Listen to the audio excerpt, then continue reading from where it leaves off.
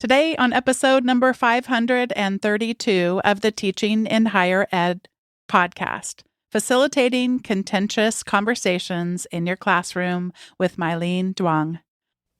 Produced by Innovate Learning, maximizing human potential. Welcome to this episode of Teaching in Higher Ed. I'm Bonnie Stahoviak, and this is the space where we explore the art and science of being more effective at facilitating learning.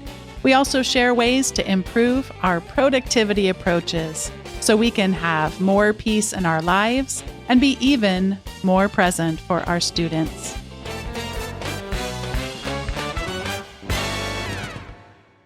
Dr. Mylien Duong is the Senior Director of Research at the Constructive Dialogue Institute, a nonpartisan, nonprofit organization dedicated to equipping the next generation of Americans with the mindset and skill set to engage in dialogue across differences.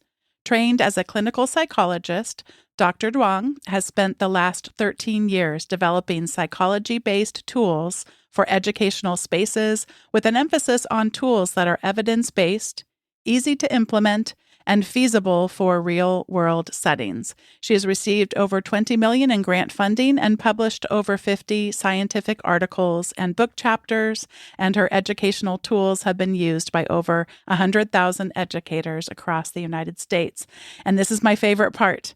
Mylien, she lives in Seattle, Washington with her husband and their dog, Luke. And I have a son whose name is Luke, so I was instantly fascinated by the dog.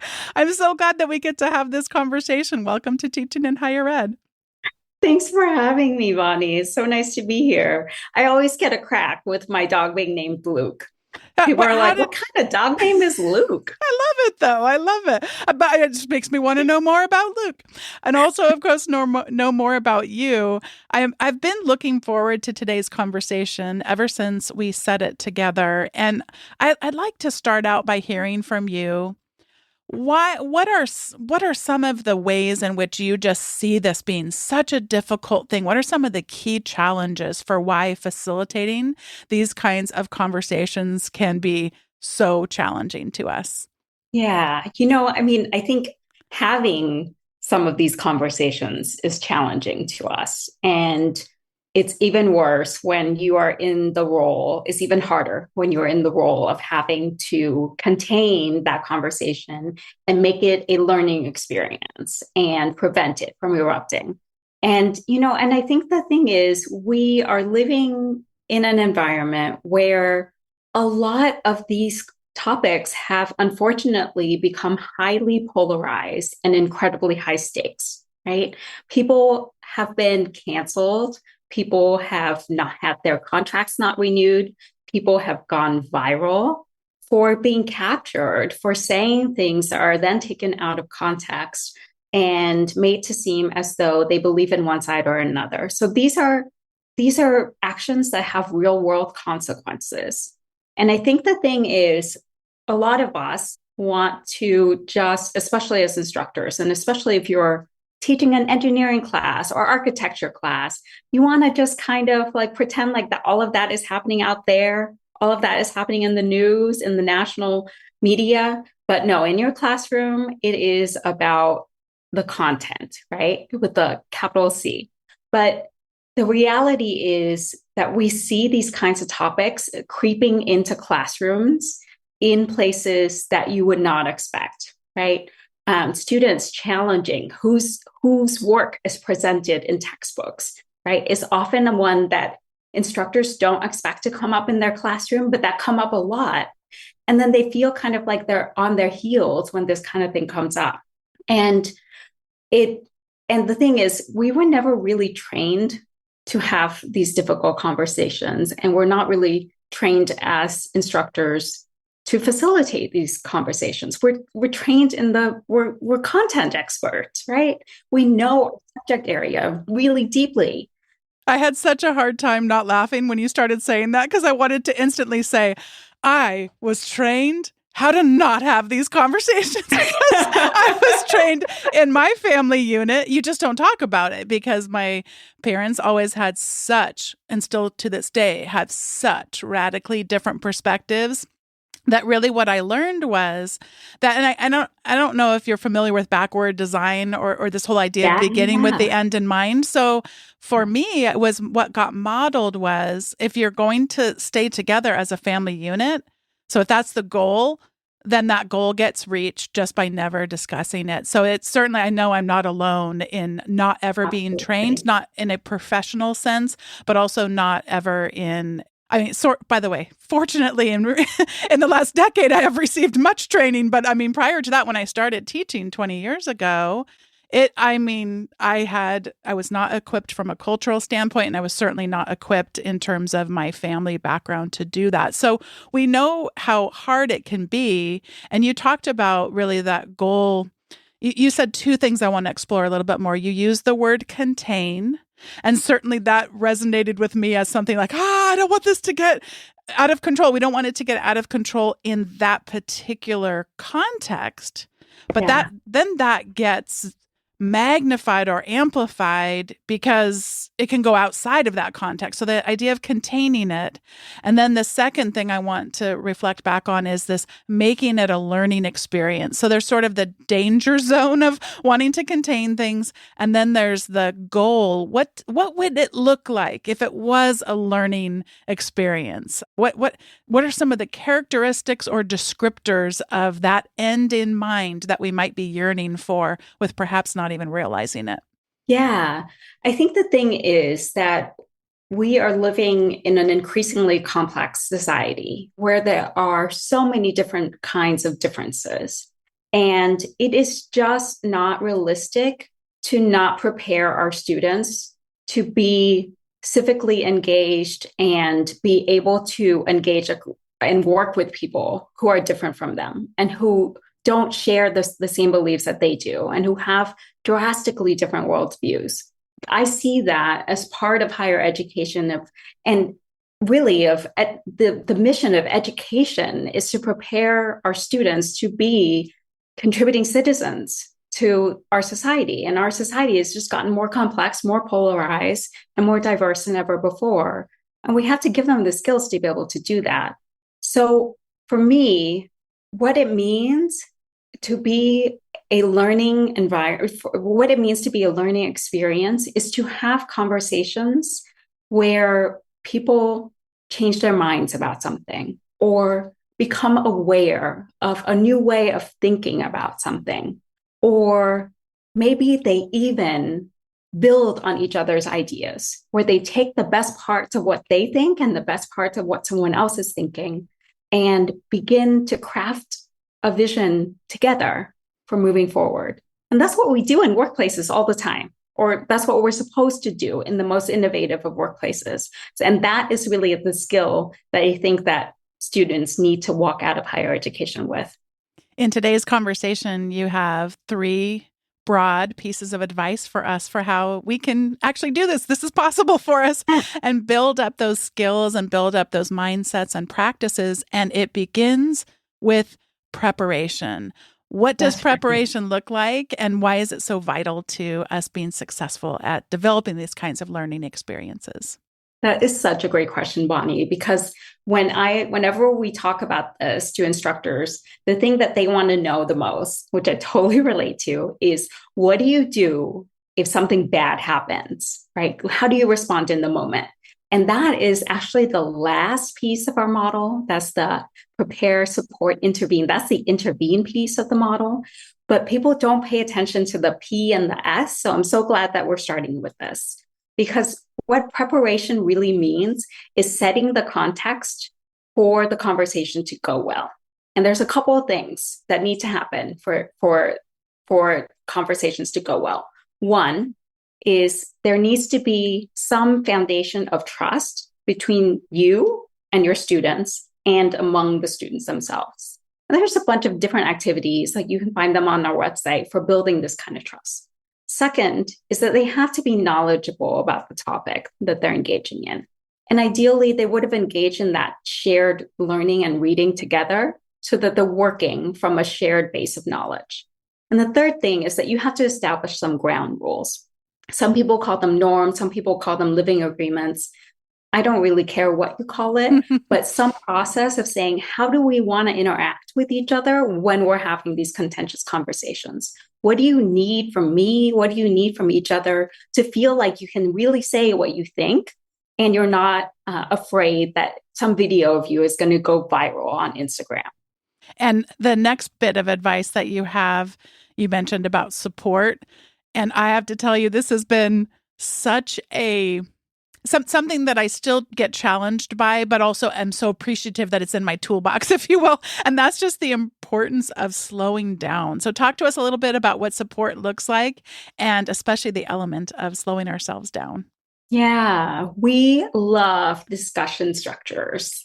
So when I say discussion structures, what I mean is the least structured conversation is you bring a group of students together in a classroom and you ask a very broad, open-ended question, and you just let it go from there. That is really no structure at all.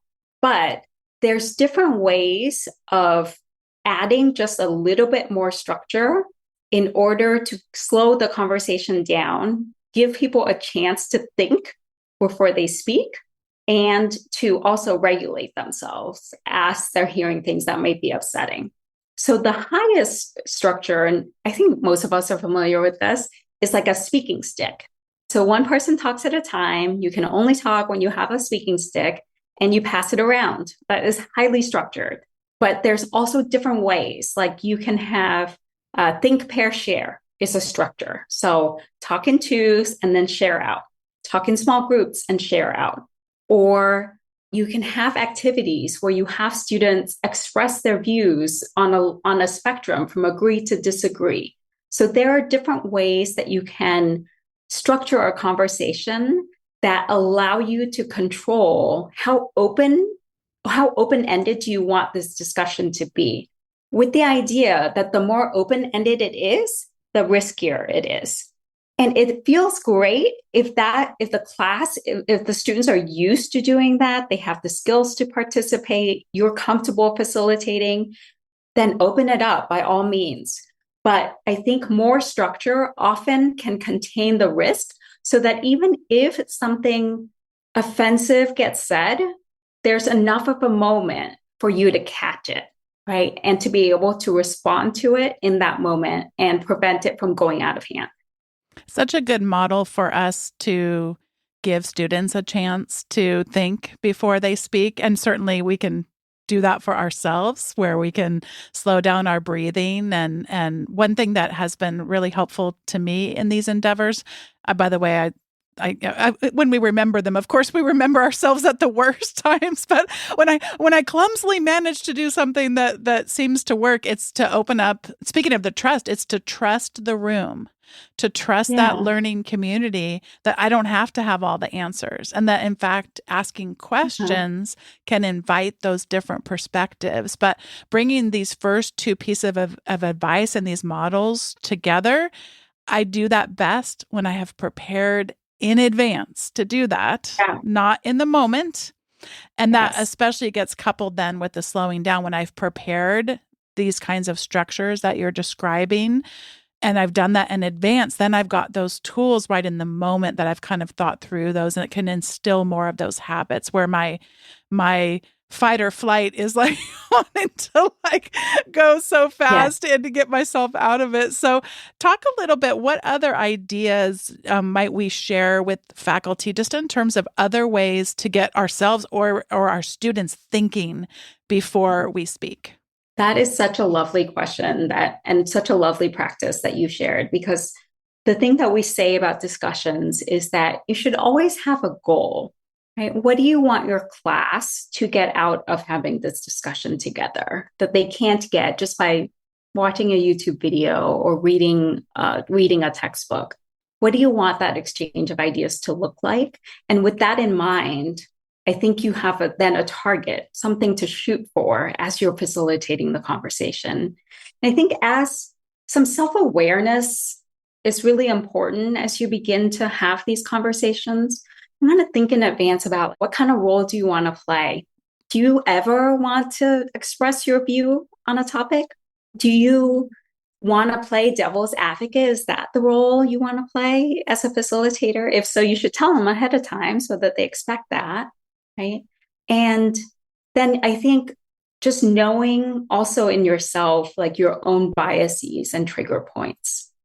Students are so incredibly acutely attuned to this, more so than I think any of us really grasp when we're teaching, right? I had a student tell me the other day, my instructor would just, whenever I said anything that was anti-Zionist, she would just stop looking at me, and she probably didn't know that she was doing that. And so you have to be aware, I think it's an important practice to just assume that it's going to come across, right? Your biases are going to come across, your views are going to come across. And the only way to maintain neutrality is to either do one of two things. One, it's to be fully transparent with your students about what your views and your blind spots are. I think that's an incredibly risky thing, but some instructors pull it off. And then two is to work really hard to be aware of those biases and to fight against it in the moment, and to be radically open to the views of your students. Because I think you lose their trust. If they see those biases coming from you. They stop believing that you're taking them seriously. They start to question whether you're evaluating them fairly. And that's not a great place to be in the classroom. And then you talked about that as the facilitator, we might have different roles that we want to play. And you described how if what I really want to do is share my perspectives, I really need to be transparent about that. Might we shift our role over the case of a term depending on what that goal is? Is our facilitator role attempting to match that goal? Or might it shift more just based on our own desires and strengths and expertise? So what tends to change how we might show up in thinking about our role? What I find most with the faculty that we work with is they tend to have a specific role that they like to play when they're facilitating. And it really is depending on their personality, depending on their strengths. So I'm just more of a mediator by personality. And so what I find that I do best is I like to connect ideas together. And I like to say, Bobby, what you said sounded a lot like what Julia was saying, right? Other people are contrarian by nature. They love playing that role. They can just find the weak spot in an argument, right? And so that they can really rely on that strength to push their students to sharpen their thinking. And so I think it is really more about your personality and your specific sets of strengths and weaknesses. And I find that most people stay pretty consistent when they're facilitating what kind of persona they want to adopt. That's really helpful. I tend to not play some of those roles very particularly well. So it's kind of nice to really get the grounding around the things where you might have more gifts that you've been able to foster or others have fostered in you. So tell me more about the role of a mediator, the extent to which neutrality plays a role in you wanting to live out those strengths in you. Yeah, I think the thing is, I was a peacekeeper in my family when I was growing up. When somebody was mad, when my mom was mad, mostly my dad would be like, "Oh, could you go in there and try to get her to come out for dinner?" And so that is just a role that I tend to fall into, really, probably too much, if I'm honest, across both personal and professional life. But I think when you are you asked about neutrality, and I don't think so much about staying neutral when I'm mediating. That's not my goal. My goal is really to help students to fully understand students, to help them clarify their own thinking, and to ensure and to help them communicate that to the rest of the class, right? That's my role when I think about mediating, is that I'm really working with the student to really package something that I feel is coherent, is worthy of empathy, the students can relate to, and then communicating that in a clear way. And then doing that over again with different students so that they're able, then the goal is really to help them hear each other. That's my role when I think about mediating.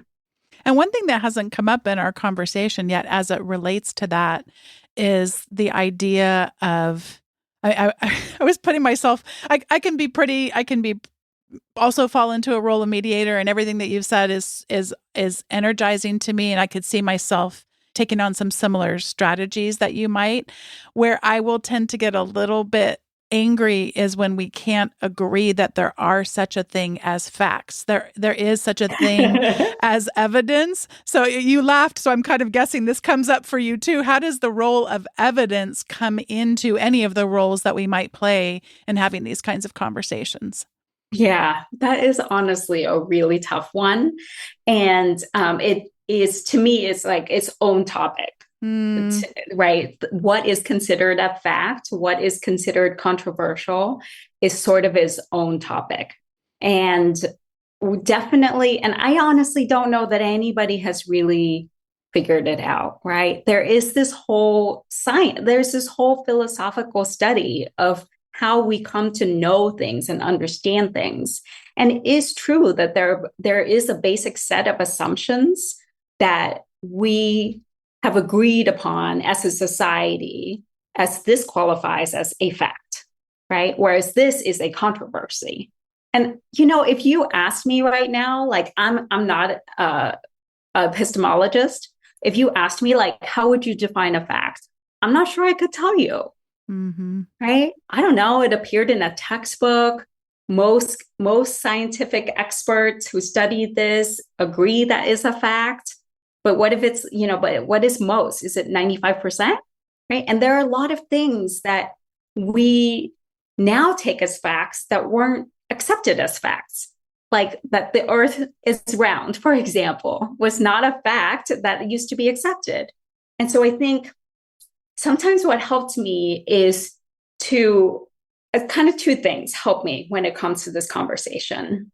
The first thing is having putting it in that broader context and having a sense of humility about my own ways of knowing, and being willing to be challenged on those ways of knowing.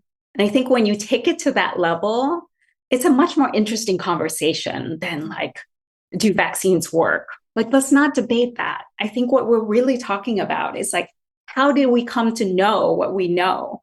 And what's the level of evidence that we find to be acceptable? Who's our authority, right? Like those are the conversations.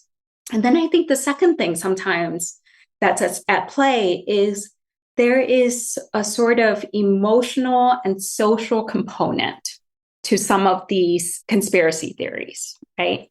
So there's been all kinds of research show that, there's among a subset of people who really value free thinking and liberty and autonomy, that if you tell them a sort of outrageous belief, but you say that it's commonly shared, they actually are less likely to believe in that. Do you know what I mean? So there is a part of an identity that is like, I swim against the current.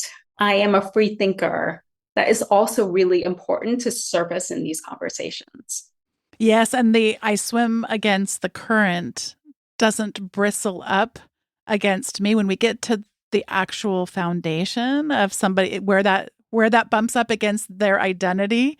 And as you were describing this, I was thinking about my sometimes lack of humility when it comes around ways of knowing. That is certainly, you said it, I was like, yep, it's like she caught me at it. And so, yeah, if we can bring that humility to these conversations and then really be able to then have our raw identity bumping up against someone else who's really found their way in life by swimming against the current. I mean, that's just such a more beautiful place to have conversations with other people to reach mutual, better understanding. And you talked about wanting to change people's mind. And I'm always fascinated by that topic of how people's minds get changed. And of course, the short answer, because I can oversimplify it all, relationships, relationships built on trust is how minds get changed. And how do we build relationships built on trust? Well, we get to allow for people to expose what's in their own set of beliefs and values that aren't wrapped around so many triggering things. So the last bit that we're going to get to here is when intervention is necessary. What can you tell us about this stage and how we might be able to de-escalate when these conversations start to get really heated? Yeah, I love that we're saving this for last because I think it is the thing that people most want to know is what to do when things get really heated. So I would say that there are very specific things that you can do. And let me actually pull them up because there are 5 specific strategies. The first is to slow down and ask a question that digs for deeper meaning. So this could look like something like, wait, I heard this. Is that what you meant to say? Right? What led you to say that? Or what makes you think that? What experiences in your life have shaped that belief? The second thing that you can do is you can acknowledge the meaning of what's being said. So, for example, you can say something like, it's clear to me that a lot of you really value human life. And that is something that we all share in common. And that is giving rise to a lot of big emotions in this room. Right? And I think what you'll see that's in common across both of these techniques is you just kind of change the level at which you're having the conversation, right? There's the content, there's the issue that you're talking about. But I think you can either go deeper or go higher, right? Go higher in terms of making meaning of the content that is being exchanged. And I think that can get you out of the cycle of people arguing with each other about the content. And then the third thing that you can do is you can pause and put in structure. So I literally mean things like, okay, maybe you're having a free-flowing conversation and you say, wait, hold on. Things are getting a little heated here. I want us all to get a chance to just collect our thoughts. So here's a prompt, and I want you to write for 2 minutes as an answer to this prompt. And then let's go around and share one sentence about how you're feeling, right? The fourth thing that you can do is you can go back to the norms that hopefully you set. And you can say, whoa, I hear a lot of interrupting going on here. And we said that we wanted to really listen to each other, right? Right. So let's take a minute and then let's go back. Let's take a deep breath together. And then let's go back to creating the classroom that we want to have. And then the fifth thing, this is the hardest thing to do, which is to address it directly. So you might say something like, Bobby, I'm hearing this from you. And Julie, I'm hearing this from you. And it seems to me like you both agree that human lives are important.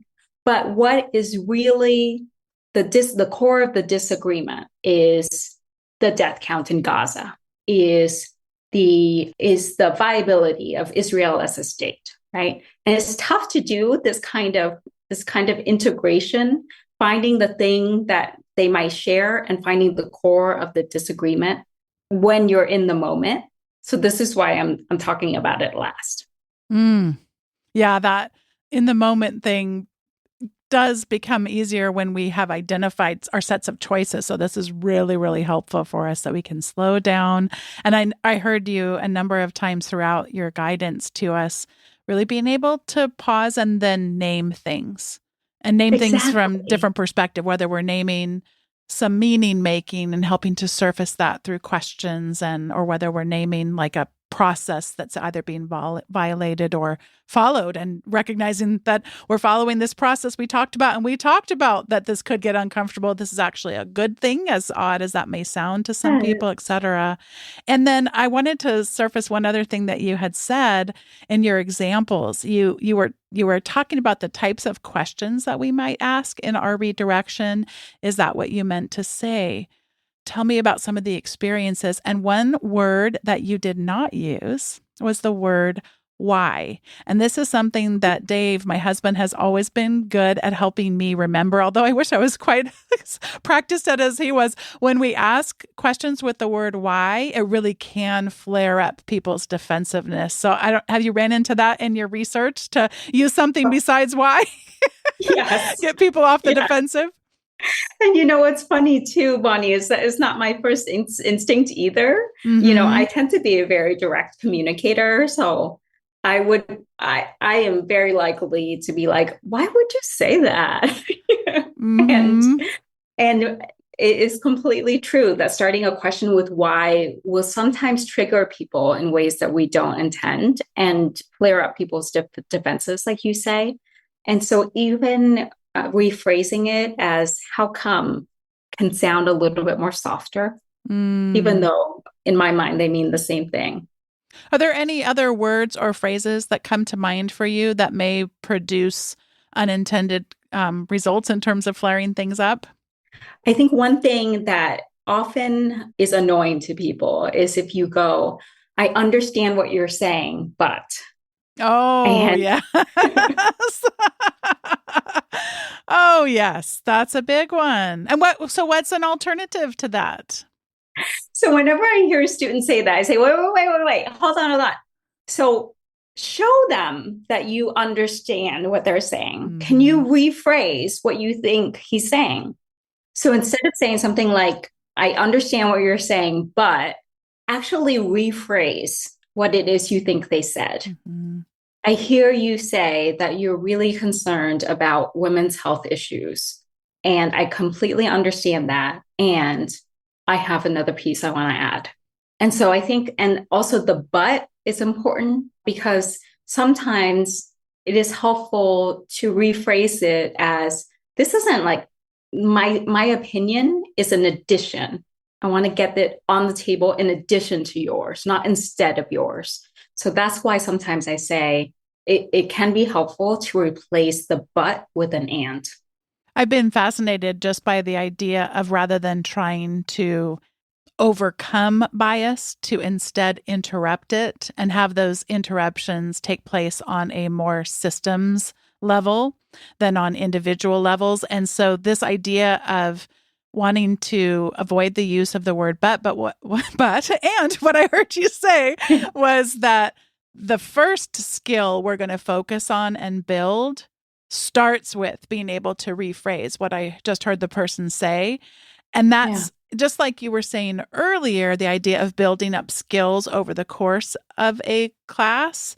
We're going to build up skills. Okay, once I know you can actually rephrase in your own words what you heard that person say, then we can add in the idea of not saying the word but and instead saying the word and connecting our ideas together more effectively. So you're giving me this Lego brick sort of vibe going where I can connect these skills without thinking I can just do it all at once, but being able to practice some of these smaller skills and build up. Before we get to the recommendations segment, what advice do you have for us as we are trying to build up these skills ourselves and also being able to facilitate these skills well for other people? Any final advice you want to give us? I think the most practical thing that I can recommend to people is, two things. One is, I think there's a lot of people out there that believe that this work is important. Right? That we need to be having these conversations, and that we need to be having these conversations in the classroom and teaching our students these skills, but they're afraid. And I think there's good reason for that, given the moment that we're in. So I think my first piece of advice is start wherever you are with whatever you're comfortable with, and you will become more comfortable with taking more risk over time. You do not need to talk about Israel-Palestine in order to have a contentious conversation in the classroom, you can start with whatever content you are teaching and open it up a little bit at a time, right? By starting with giving a lot of structure, even having students go around and say what they thought of the reading. That is a discussion. That's the beginning of one. And so wherever you are, just take one step forward. And then I think the second thing about, I love what you said about overcoming interrupting your biases. And it's so hard to do that unless you're used to being exposed to a variety of ideas that disagree with yours. So I would say, like, find somebody who disagrees with you politically and engage with them. And nobody like super extreme has to be within what we call your zone of acceptance. So you're able to hear it. It's not too triggering. Somebody you respect and think is thoughtful, but they disagree with you. And start to engage with them either in conversation or by reading their books or listening to their podcasts. Begin to expose yourself to a wider and wider range of ideas. And I think you will not only interrupt your biases, but you will become more unbiased over time. A fond memory that I have of having conversations similar to what you just described, our friends Carrie and Stephen Moore, they would always, because so much of politics that gets ignored is the local stuff and what a difference local politics can actually make in communities. And so they would always bring they'd have us bring the little booklet that would have come and discuss some of the local measures that were being considered in our community. And I really enjoyed it because these were people who we didn't all know necessarily.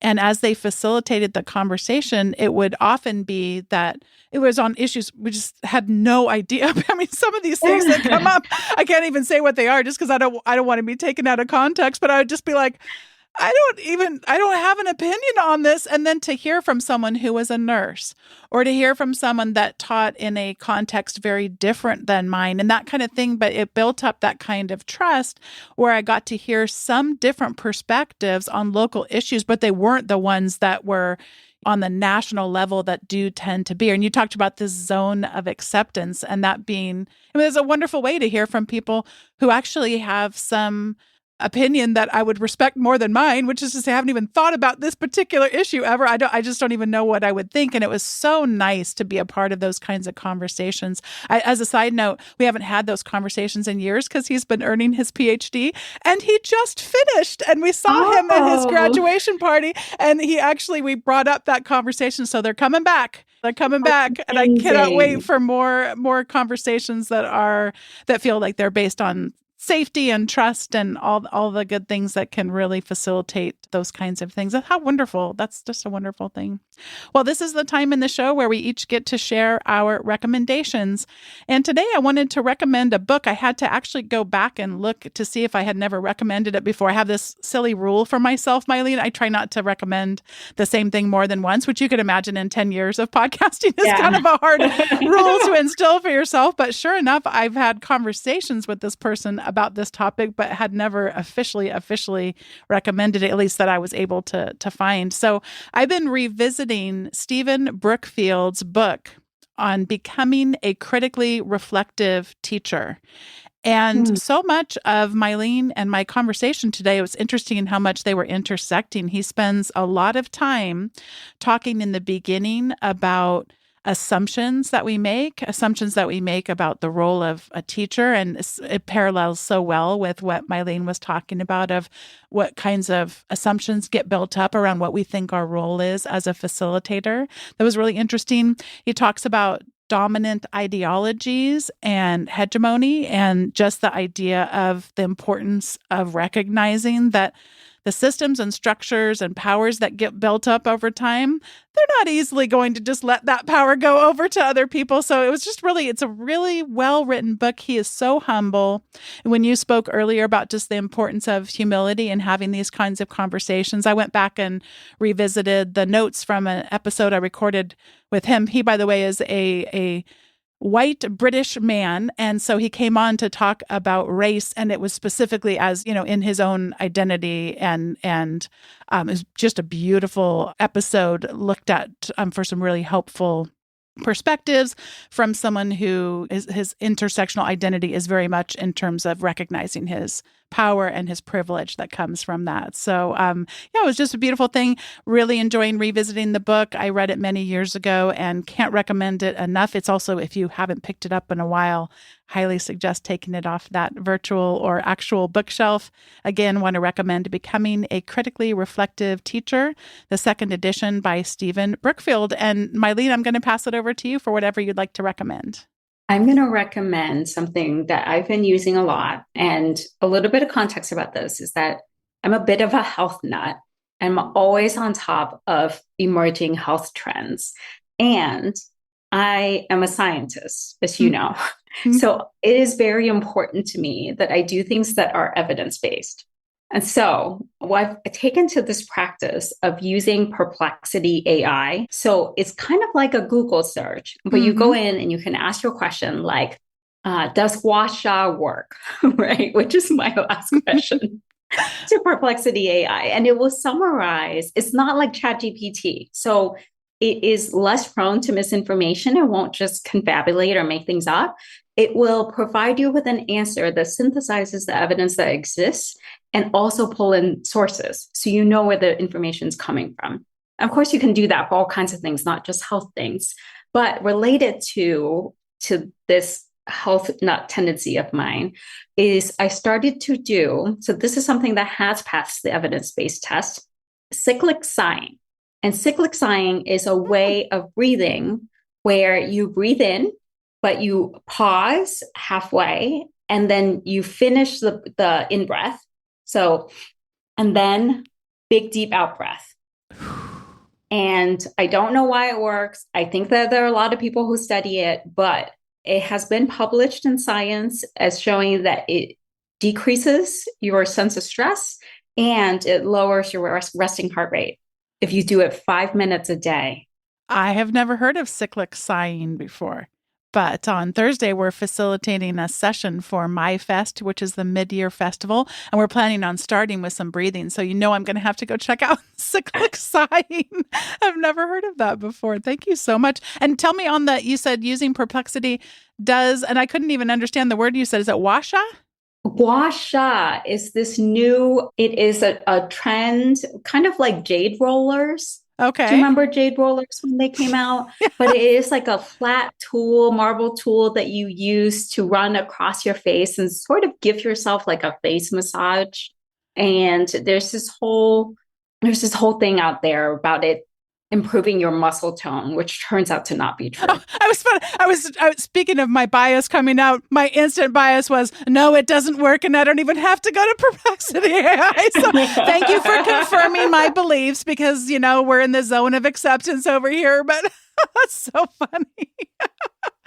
Oh gosh, that's great. I remember I must have been 13 or 14 years old, somewhere around that neighborhood, and reading a book about the differences in beauty products and basically like the ways in which people were stealing money hand over foot in terms of making you pay $100 for something that, is the same as the $2 one. Of course, I'm making up these details now, but just that book has stayed with me all these decades later. I'm a little suspicious. It's probably served you well, Bonnie. I had no idea we would get into such contentious things today, Mylien. So great.